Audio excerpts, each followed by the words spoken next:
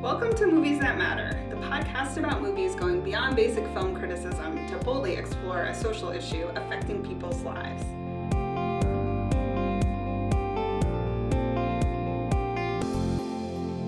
I'm Nicole Finari, and with me today is... Garret Schellenhammer. And what are we overanalyzing this week?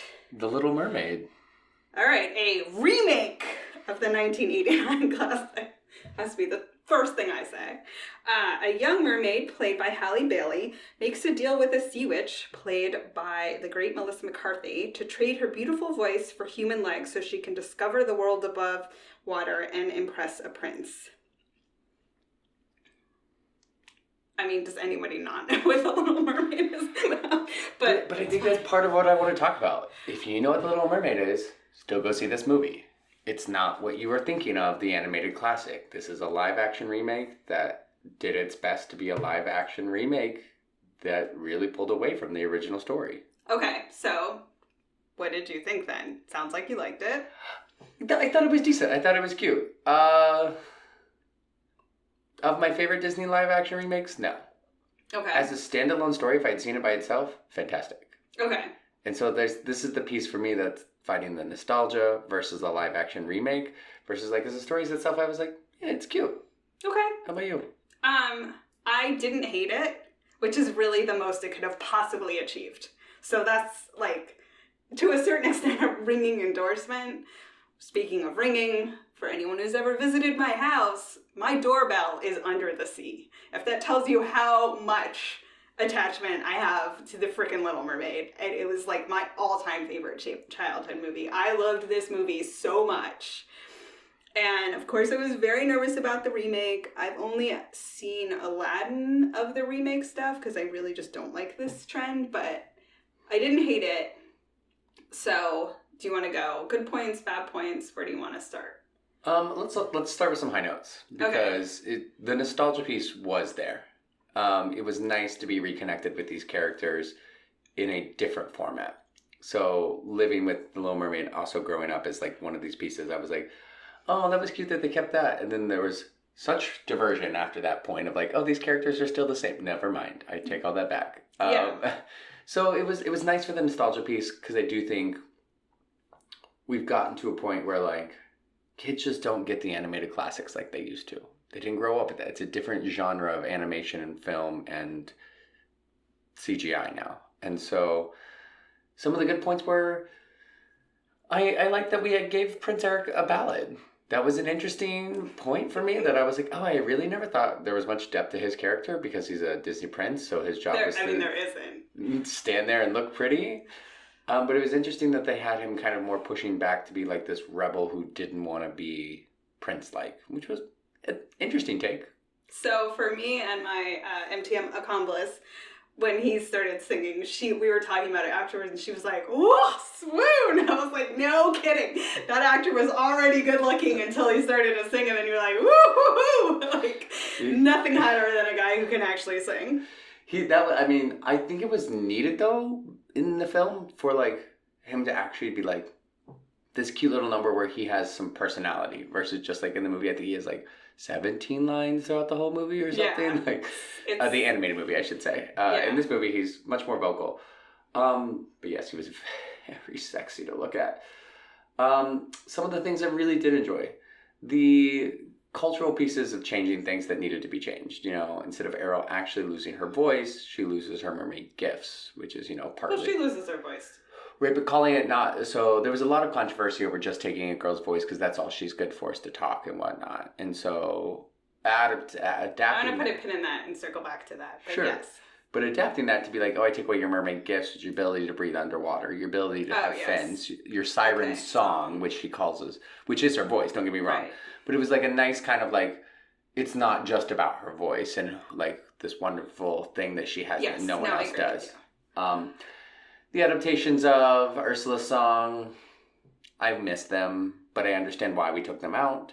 I do love the more consensual piece about Eric during Kiss the Girl. I thought that was... I actually think that's the scene I really want to talk about here in a minute because I think that was probably one of the most well-done scenes in the movie.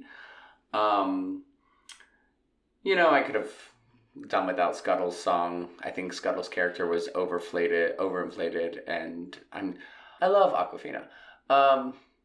Was she right for this part? I don't know. I thought so. I will say I was kind of on the song. The person I saw it with really liked it, so I was like, okay. I mean, it got some appeal. I loved Aquafina. I thought she was a great update of the original Scuttle, who was like a very sort of Jewish comedian type of thing, which I don't think really played to the kid audience in 1989. So I don't know why they went that route. Like, I've sort of universally loved Aquafina's voice work. I'm glad that she is getting these parts because I think she does a very good job. And she did a good job in Raya. Was it Raya and the Last Dragon? Raya, whatever it was called. She was great in that. Like, she's a good voice for this stuff. So I actually enjoyed it. I was mad on the song. I didn't hate it. I didn't love it. And I was really afraid going into it that she would have the black scent that she typically does in a lot of her movies, where she tries to be this overly Asian black identity. Mm-hmm. And she didn't really have that here, so I actually was very pleased. She actually kind of delivered more of a natural kind of, her original stand-up, I think, is more what it reminded me of. And so there are times I think that she overplays that quite a bit, and I was like, oh, she's going to be playing a character in the Caribbean. I hope she doesn't do this. And she really didn't. And she has, I think, consciously, after being called out about it, made some conscious choices, but I was happy in that fact. I just didn't,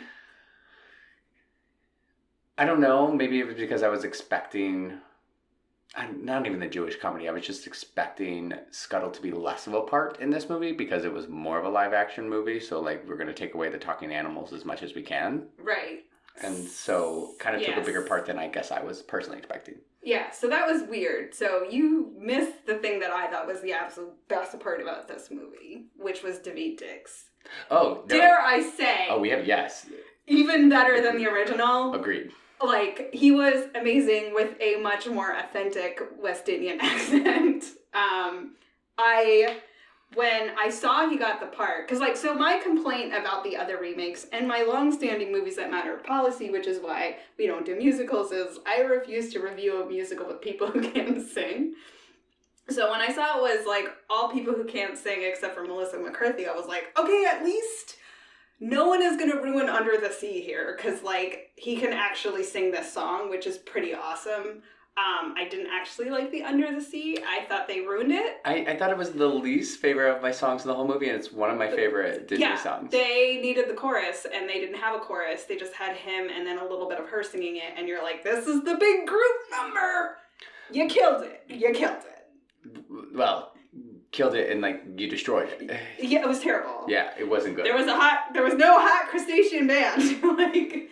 And those are some of the things that the live action, I think, missed. Just like, it's okay to still have animals that can talk and do all these fun things. You've got, like, they tried to make them so realistic. It just didn't work. That they missed out on, like, okay, this isn't like The Lion King where they're all lions, like, in a real life environment, right? Like, there are humans, well... They're freaking mer people! Yeah, they're mer people, they're humans. We're going for photorealism. I'm like, of the director as to his explanation as to why they cut one of the best songs in the show as well. There was no La Poisson because by making it photoreal, the director was like, well, then if you see them like hacking up fish, it's going to be like really traumatizing for the kids. And I was like, which is why making it photoreal was a really stupid decision, and having only 3 animals talk was weird. And when they could talk was also weird. Yeah. It was not consistent enough for me. And the CGI took a minute to get used to, I'm not going to lie. Like, it was underwater, so it's a little wavy anyway. The CGI hair was the worst thing I've ever experienced in my life. And then an hour through, I had forgotten that we were kind of... And I was like, oh, right, we're still in this, like, CGI, because my brain had adapted to it. But it wasn't... It's because we were on land. I was like, once we left the sea, it was appreciably... easier I don't know even an hour we were into land yet. That's my number one complaint about this movie. Yeah, it was way too long. It's over 2 hours, everybody. Yeah, they overstuffed it. It was too long, but I thought them adding things to the story to make okay, this is more believable. Why are we in the Caribbean? Why are we, why is Prince Eric here?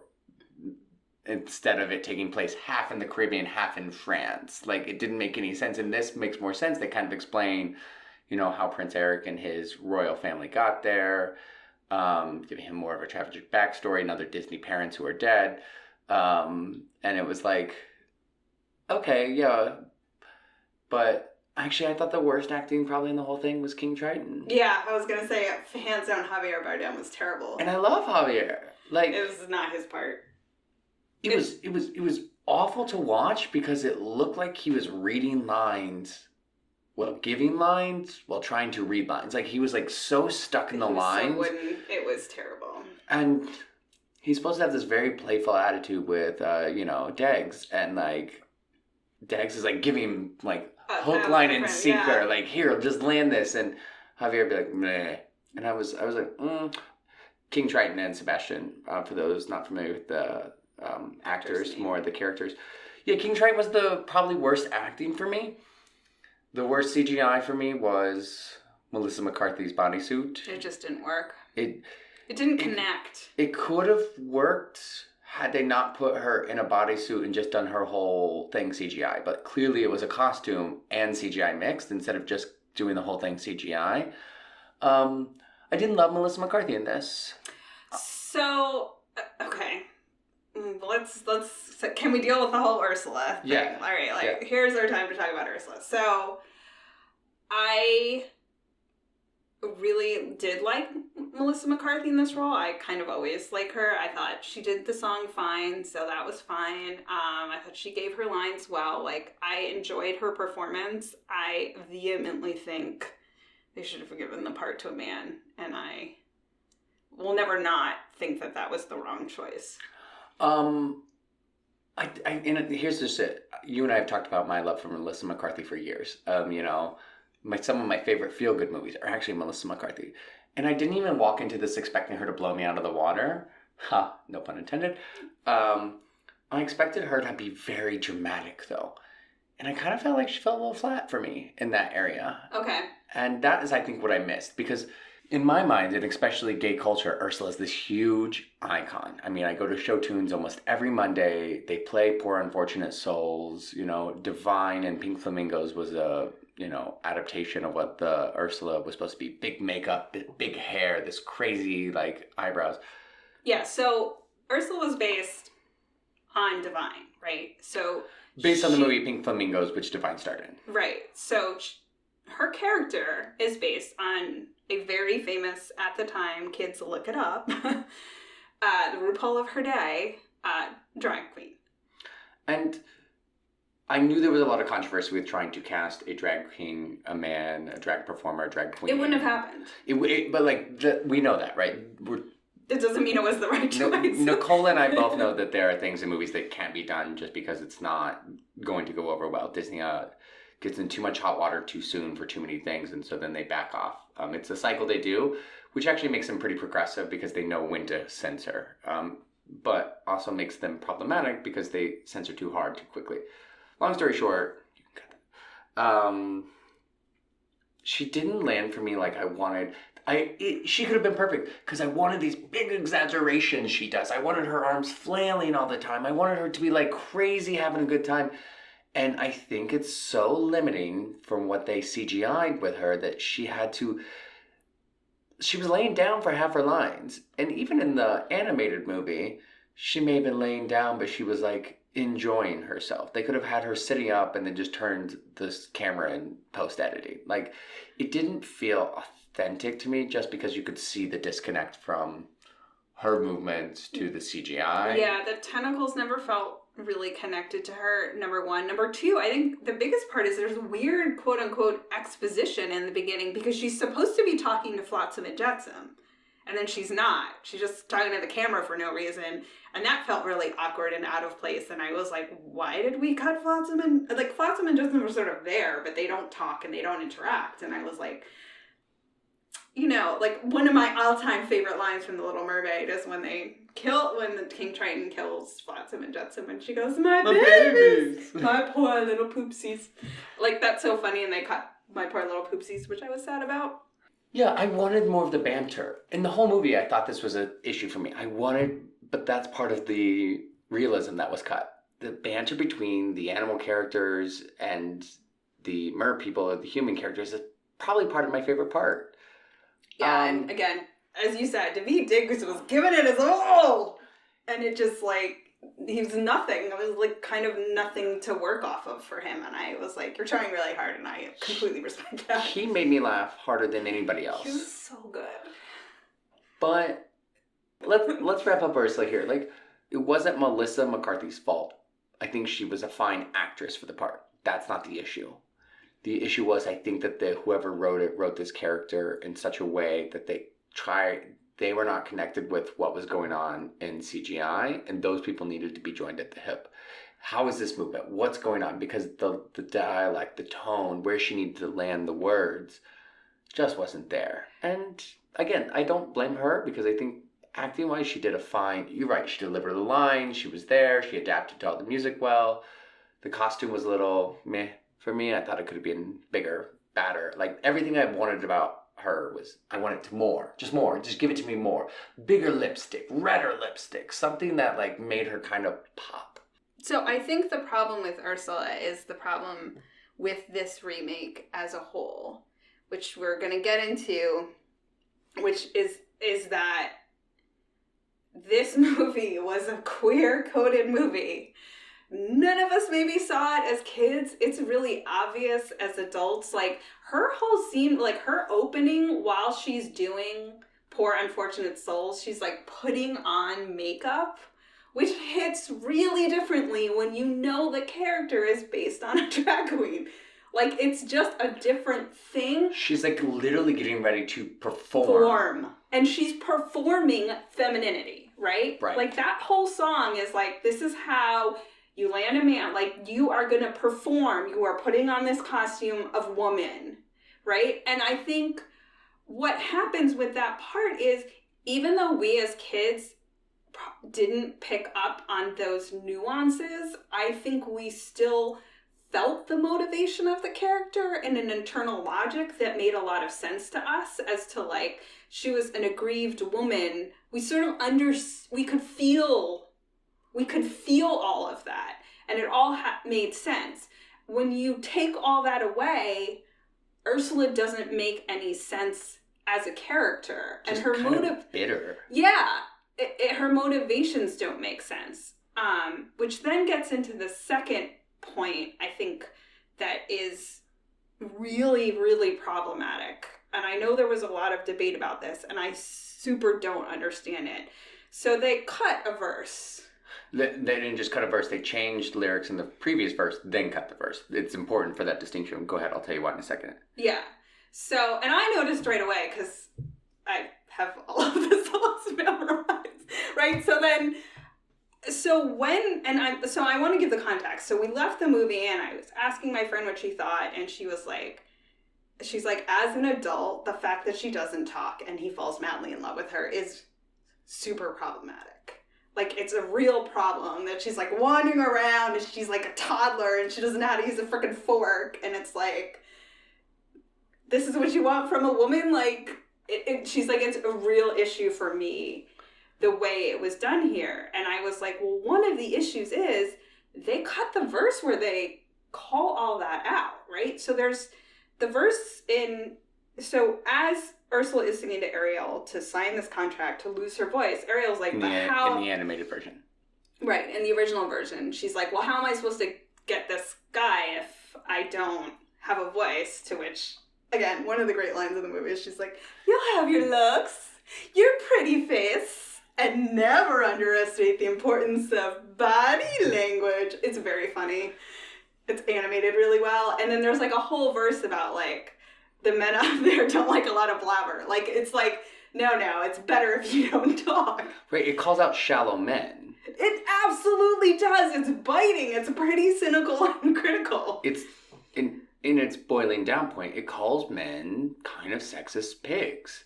And I thought we could have gone so much better with that. And, like, this could have been... I knew we were going to cut Poor Unfortunate Souls parts of it because they were never going to have the body language lyric in there. They told that ever since they released it, they wish they'd never done that. That was one of the biggest pushbacks in the early 90s because Ursula does this wonderful movement where she shakes her hips and shoves her, I guess. Chest out.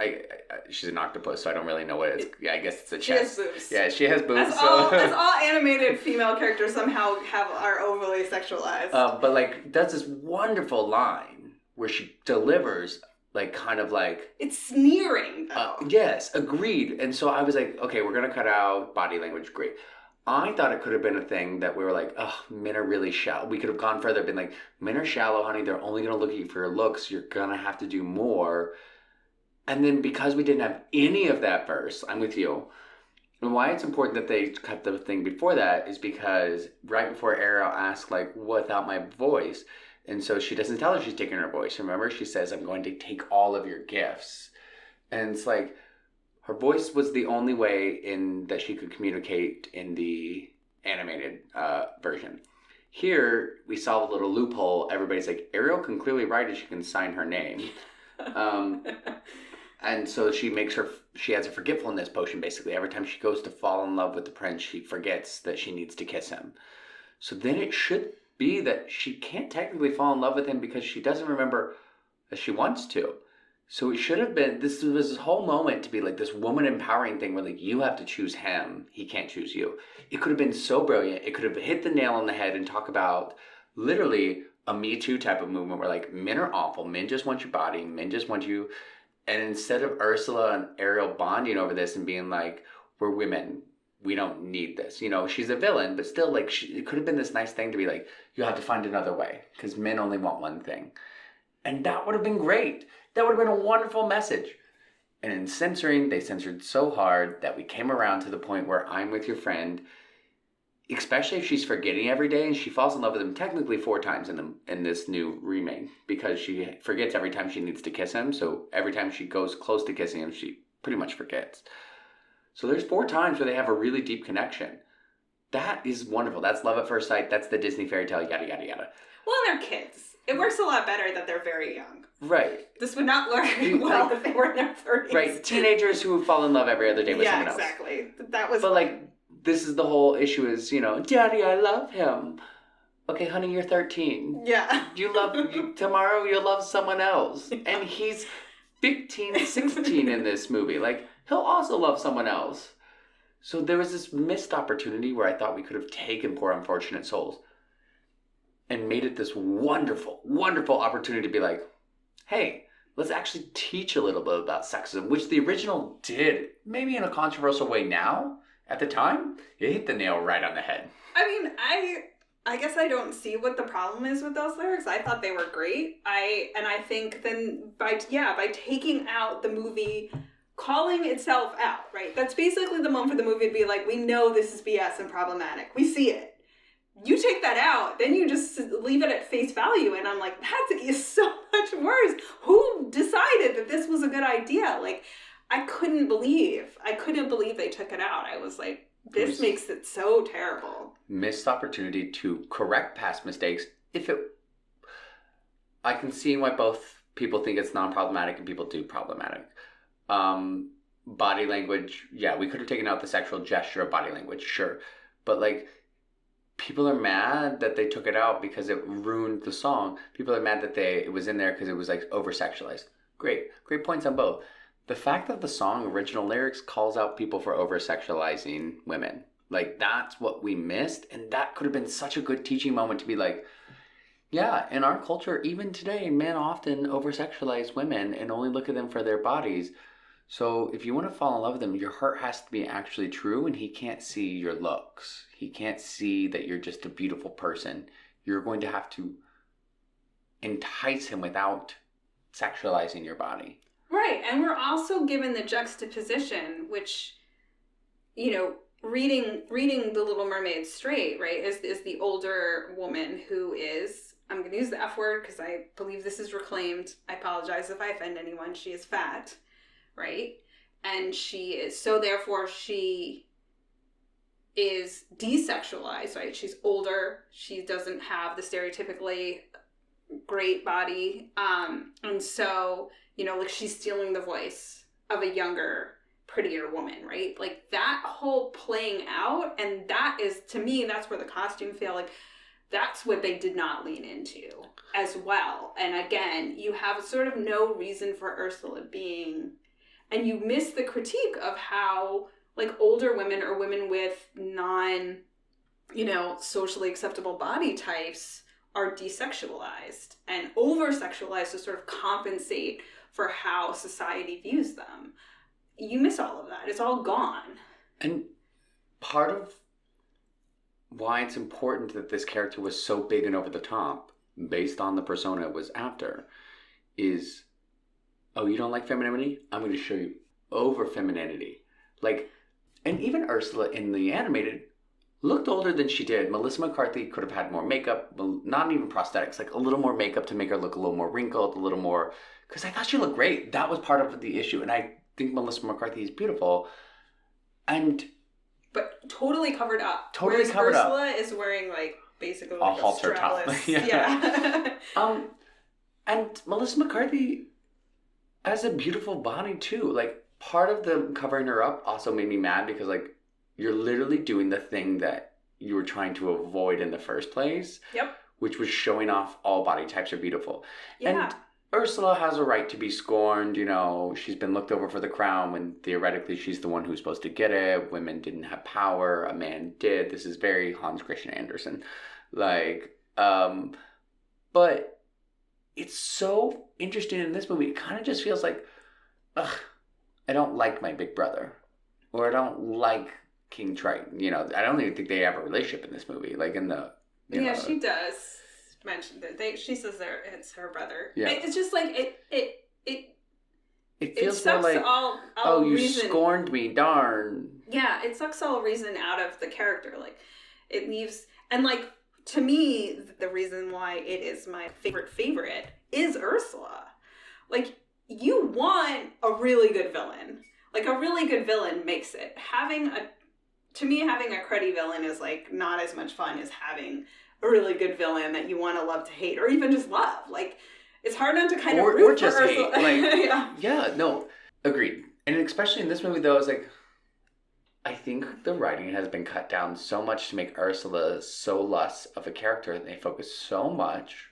They made Ariel such the focus that they didn't have the same writers give the same intent to Triton, Ursula. I'm going to argue Flounder and Scuttle together because I actually think Sebastian had the most fleshed out writing. The more he's just in the studio like recording. He's like, no, I don't like that one. Do it again. I can imagine him being in the studio recording, being like, I didn't sound funny enough. I want to sound more sad. Let's do it again. I just thought that the writing could have really made up. And it's hard when there's literally a script already written to be like, y'all missed the mark. They just did.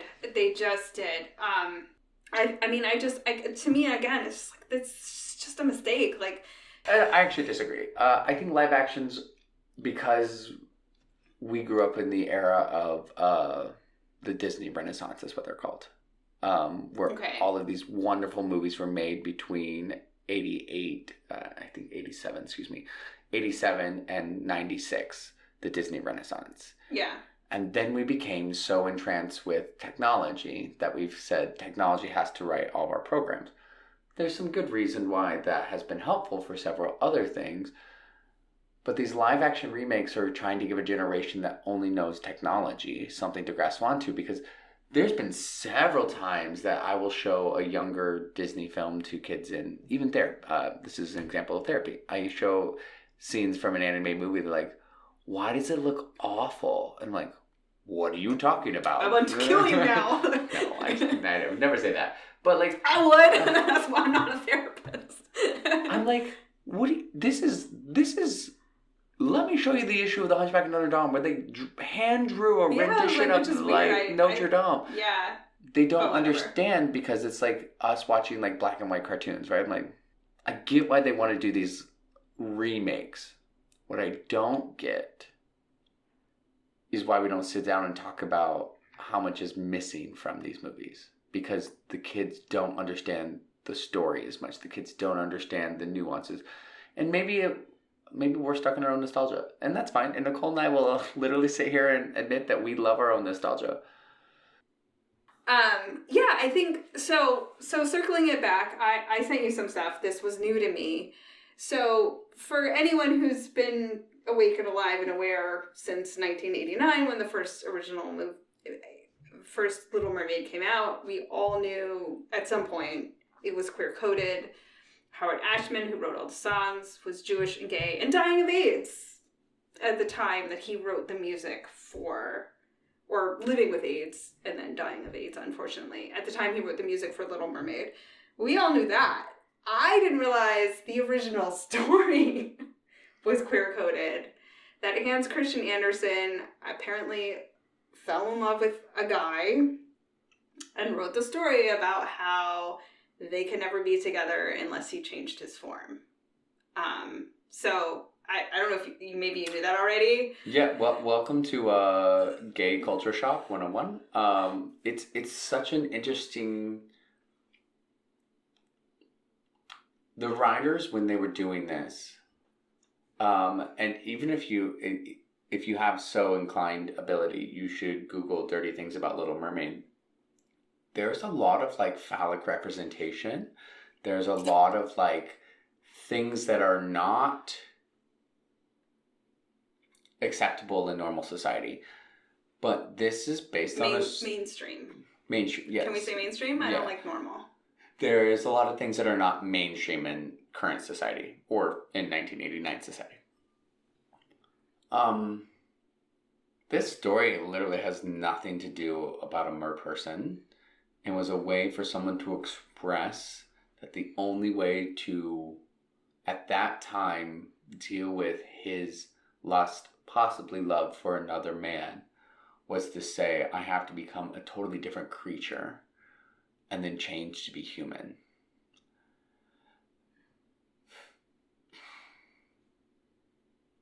Happy Pride Month? Yeah. So this is a lot. And so what people don't realize is like, I don't mean to cut you off. No. This is queer culture. Gay men love this movie for several reasons. Because they're often told they have to change their bodies to be more sexualized. They're often told that don't talk to me, be hot, that's all that matters. They're often told that you must either be this disillusioned woman who is old and a sphinxer and like doesn't get any sex because some new hot thing is on the market. There's so many men during the AIDS crisis who saw this movie as their final farewell. Okay, we're both getting a little choked up, guys. So many people said, my transformation is transforming from this life to the next to be who I am forever. And there is a beautiful symbolism in there. But this movie is not just queer canon. It's not based on drag queen persona. It's not just a story about a man who loved another man. It is literally at its finest a way for gay men to express through a Disney princess, which became a whole culture in itself, that I am part of a world that means a lot, and I am part of people who will believe in me and take care of me. Yeah, and I think too, like, adding to all of that, what I love about this movie, and that this sort of golden age, whatever you had a term for it, I've completely Disney Renaissance. The Renaissance is this score that, again, a gay Jewish man with AIDS wrote. It's Broadway. It is very musical theater. All of them are. This, Beauty and the Beast, and Aladdin, all three are very, and you had, like, sorry, musicals are gay. Like, they just are. Like, they're queer. Like, the love of musical theater is such a stereotype of gay culture. And here you have this gay man bringing that obvious love of these sort of classic Broadway show tunes into the score. And it's such an incredible celebration of that style of music, which to me Disney's never been able to reproduce it in any consistent or holistic way, right? So to me, I'm like, they can't nail what I would call the quote-unquote the group number. The big number. Prince Ali, Under the Sea, Be Our Guest. Frozen's big number is a solo. Every big number since the Disney Renaissance has been a solo number. Yeah, because they can't do it. Because it's a very Broadway thing. And, like, it's fun and it's great. And I'm sorry, kids love it. Kids still love it. But, so I think to me what ultimately is a failure about this remake is it's not gay enough. I love that. I'm sure some of you will disagree with several opinions. Nicole and I always have, which you do kindly respond, not negatively. But I can't not acknowledge the women who surrounded the main writer of the original script. Most of them of the sorority Zeta Tau Alpha. And if you're a Zeta Tau Alpha, you already are giggling and knowing that I'm going to say, like, there are several things in this movie that are Zeta Tau Alpha symbol signs and personal things. But these women supported this, knowing it was a queer-coded message and knowing that they could possibly get in trouble and knowing that, like, I'm putting my literal name, mark, stamp, sorority, sign, symbols into this because I want to be remembered as the person who said, I'm here and I support you.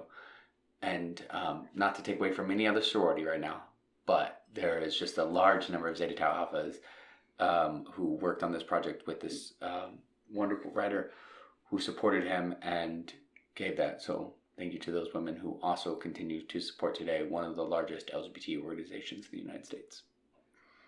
That's awesome. Yeah, I mean, I think problematic about these remakes, like, obviously we haven't talked about the diversity aspect because we are both white and that is not why we didn't choose to focus on that discussion. Like, yes, I have no problem with a black Ariel. She's a mermaid. I don't know if mermaids are black, white, Asian, India. I mean, it's a mer person who I don't know because they're mythical things and we have no idea how genealogy works. I bring this up to say how important and critical that is. When you talk about Disney choosing its battles, Disney is choosing to shoehorn, and I don't have a problem with shoehorning, but it is a shoehorn diversity into the story. Again, I have no issue with that. I think it's great. And then wipe out its queer backstory. Like, that's the battle they chose to fight. That's the side they chose to pick. And I have a problem with that. And you could have done both, I'm saying. Not that I think they shouldn't have had a diverse movie. And why we didn't discuss diversity is because neither of us thought it was an issue worth having because, like, I don't care. I love that Ariel's black. Yeah, no, that part's, yeah. That it's a non-issue. This is so much a non-issue for us, but we don't want to glaze over the fact that this is important. Yeah, it is important. I don't want to glaze over the fact, but I do think it's very telling that Disney feels it's a safer battle to pick. That is a thing that they are willing to put their might and their Disney behind, and they are not willing to put... I don't know if it's a safer battle. I don't know if it's a battle they consciously can understand at the current moment, because they're fighting too many fronts. I mean, they are actually fighting Don't Say Gay pretty hard. They're fighting too many other... As a corporation. Right, yeah. Too many other fronts publicly to sit down and critically think about what queer canon actually means. And that is a conversation you and I have had several times, that, like, queer canon often gets overlooked if there's other diversity in the movie because it's easier for that to be a punching bag versus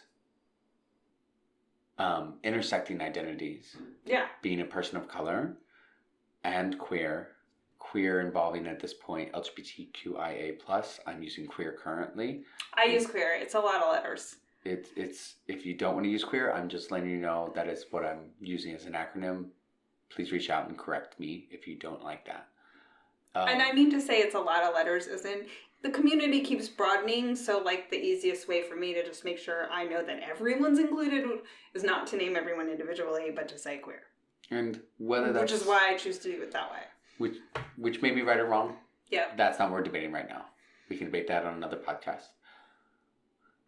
I do not think at this point I am okay with queer canon being erased, and we've had this conversation about several things, not just Little Mermaid. This sucks. Because they often choose ethnicity, religion, and then sexuality. Because I think the parts it missed was the queer iconography, and not even like the story. I don't need the story to be queer. I don't want to change it that much.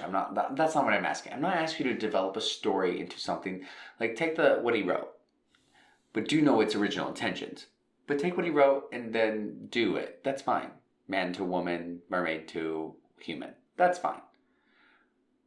But don't miss the queer iconography of a drag persona. Don't miss the queer iconography of the transformation from like changing to fit someone else's persona. Don't miss all of that and just give me plot that is subpar. So I guess, I mean, that's ultimately the criticism now that I'm thinking about, like, say how people stage a Shakespeare play, right? And they reinterpret it to a different time, a different place. And they're like, now we're talking about the conflict in, you know, the former Yugoslavia, right? Like, we're gonna reset Richard III there and, like, talk about it that way, right? And you're like, we are taking the themes, the ideals, and we are applying it to an analogous situation. That's not what this did. They didn't reapply the sort of queer identity to the Black identity. They just made it more diverse. They didn't then make that the sort of underlying theme of how Black people now have to fit into a white world at all. They didn't. They could have done that. That would have been different. And maybe I don't know how I would have felt about it, but at least it would have been a choice. To make it a retelling of the same story arc to fit cultural norms and societal needs of today. And I think that is where live action, for me, in Disney's perspective, misses completely all of their issues because they just cut out the things that were problematic instead of addressing them. Well, again, I don't have a wide view of it because I haven't seen that many, but like, they gave it no heart. They gave it no soul. Because the soul was all the queer-coded stuff. That's what its soul was. And so if you take that out, like, you literally could have put in a whole bunch of racism stuff. But they didn't. There was no boundary pushed. Mm-hmm. We could have gone farther with so many things. Anything. Pick one. And we didn't.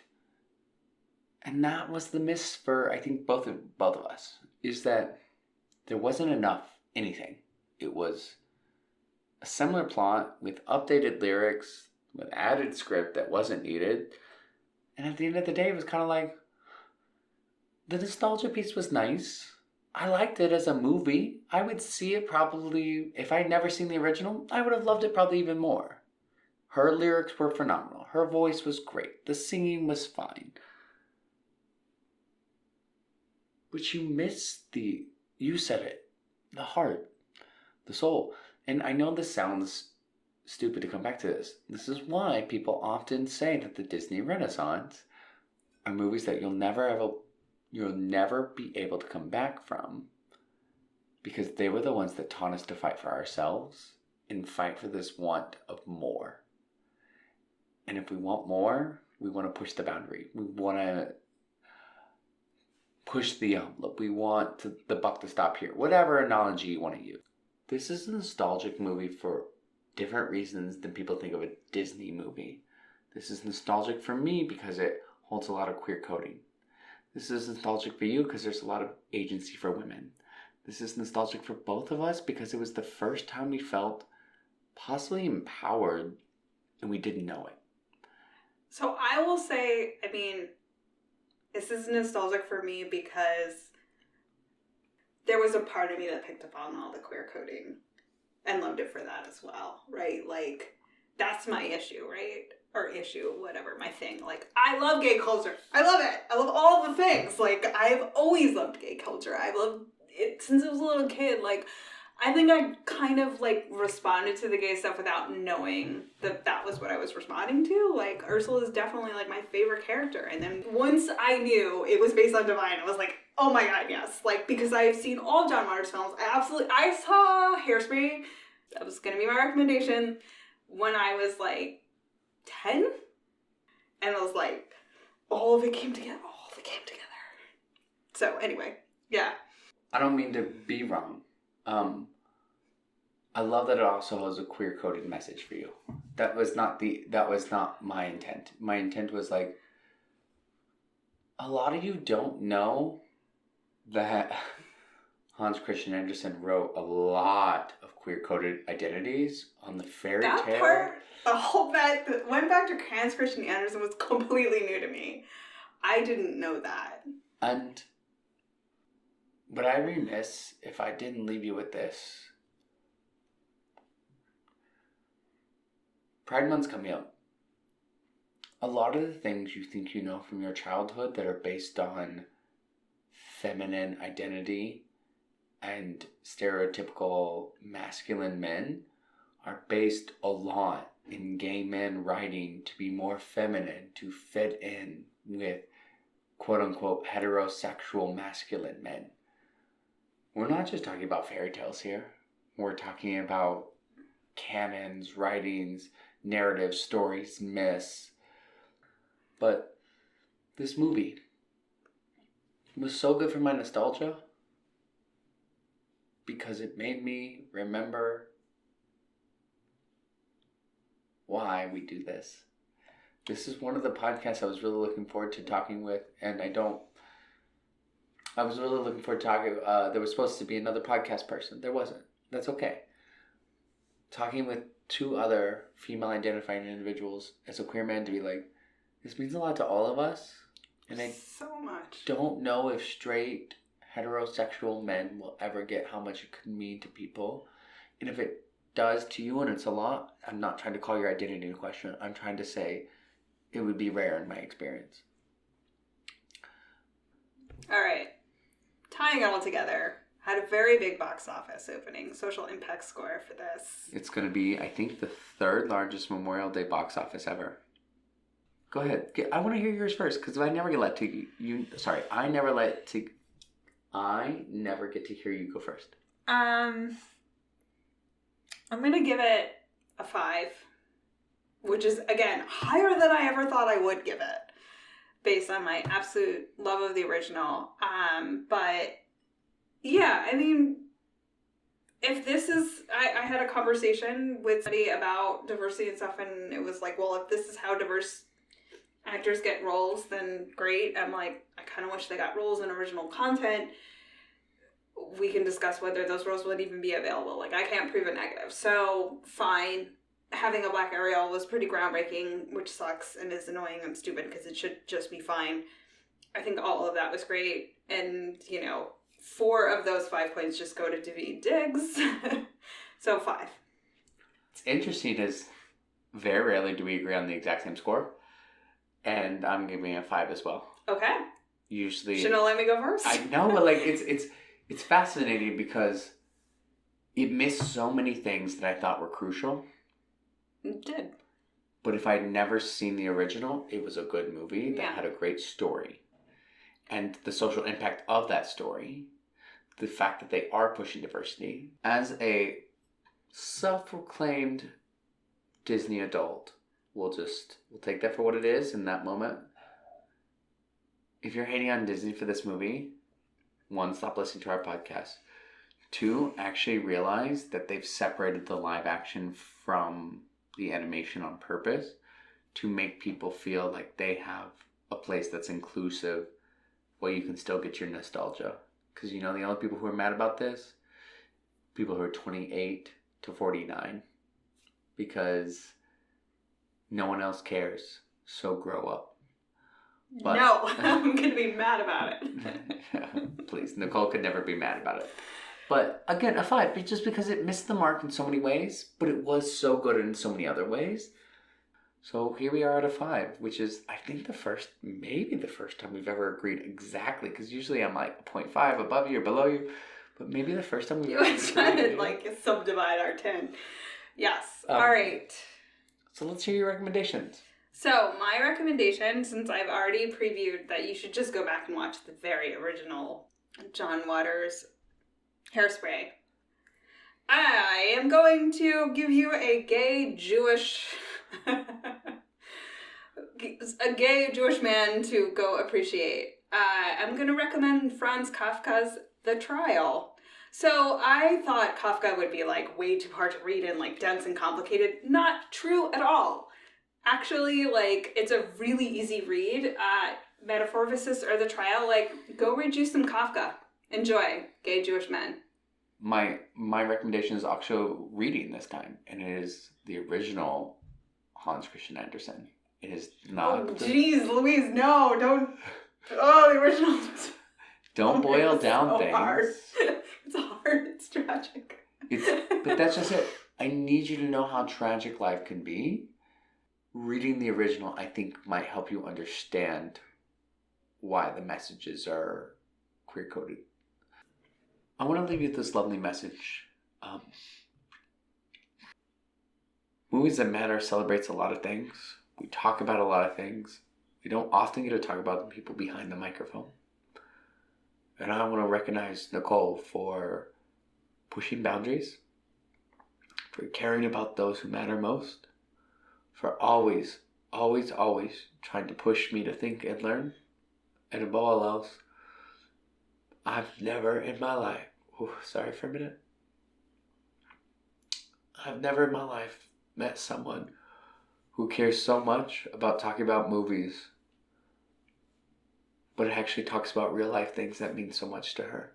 And that is a call out that you don't get to edit out, because you deserve all the praise for the things you do and the issues you actually take up and care for. And you care for a lot more issues than we ever have a time for a podcast for. Don't get me wrong.